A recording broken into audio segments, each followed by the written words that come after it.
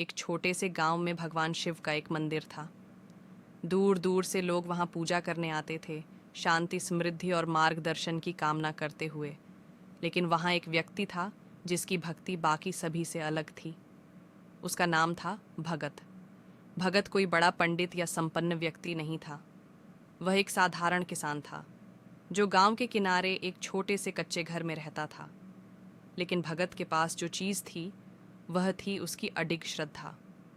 वह मानता था कि भगवान केवल मंदिरों या धार्मिक ग्रंथों में नहीं रहते, बल्कि वह उन लोगों के दिलों में होते हैं जो प्रेम और सेवा से काम करते हैं।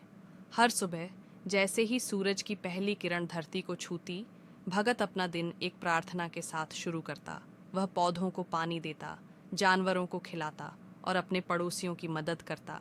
शाम को एक लंबी मेहनत के बाद वह नंगे पैर मंदिर जाता। उसका दिल आभार से भरा होता। एक दिन गांव में भयंकर सूखा पड़ गया। पास वाली नदी सूखने लगी और फसलें मुरझा गईं। लोग बहुत परेशान हो गए थे और सबने एकत्र होकर मंदिर में प्रार्थना की। शायद भगवान उनका साथ देंगे। लेकिन भक्त शांत था। वह खड़ा हुआ और भीड़ से बोला, चिंता मत करो, सभी को भगवान हमारे साथ हैं। हमें बस विश्वास बनाए रखना है और ईमानदारी से काम करना है। समाधान चमत्कारी घटनाओं में नहीं, बल्कि विश्वास और सेवा में है।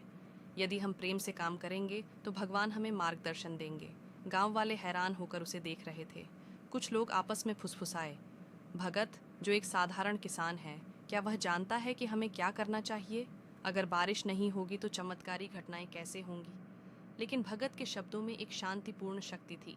वह अपनी खेती पर काम करता रहा, मुरझाई फसलों को ध्यान से सींचता रहा, जबकि बाकी लोग उसकी सलाह से धीरे धीरे काम करने लगे।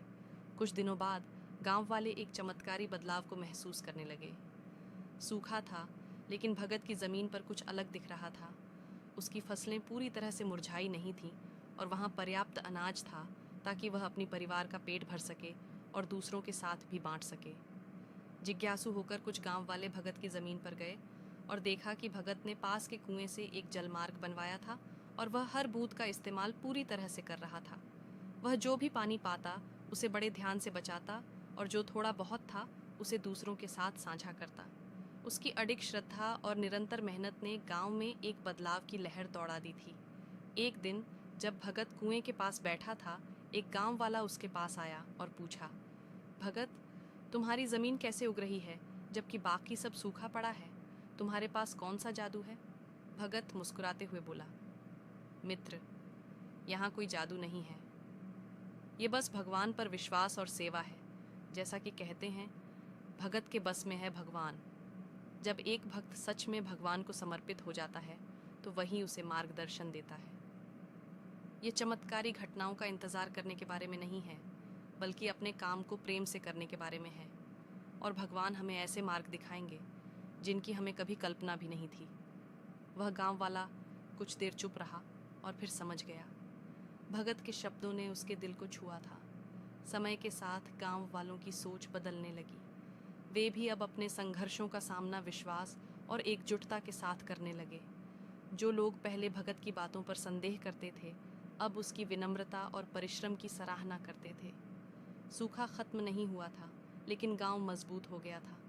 उन्होंने एक दूसरे के साथ मिलकर काम किया, जो कुछ भी था उसे साझा किया और विश्वास बनाए रखा। फिर धीरे धीरे बारिश आई और धरती फिर से हरी भरी हो उठी। भगत की ज़मीन अब आशा का प्रतीक बन गई थी, न क्योंकि वह सबसे समृद्ध थी, बल्कि इसलिए कि वह भक्ति, सेवा और अडिग विश्वास का प्रतीक थी। गांव वालों ने यह सीखा कि भगवान का रूप सिर्फ मंदिरों में नहीं है, बल्कि हर अच्छे काम में, हर सेवा में और हर प्रेमपूर्ण कार्य में है। उस दिन के बाद से गांव वाले अक्सर कहते, भगत के बस में है भगवान, भगत के हाथों में भगवान का आदेश है। और अब उन्होंने भगवान को सिर्फ मंदिरों में नहीं, बल्कि हर कर्म में देखा जो सच्चे दिल से किया गया हो। भगत की मूक बुद्धि और सिखाए गए सिद्धांत गांव में हमेशा के लिए जीवित रहे। उन्होंने यह समझाया कि भगवान दूर नहीं है, वह हमारे भीतर हैं, हमारी भक्ति और सेवा के हर कार्य में।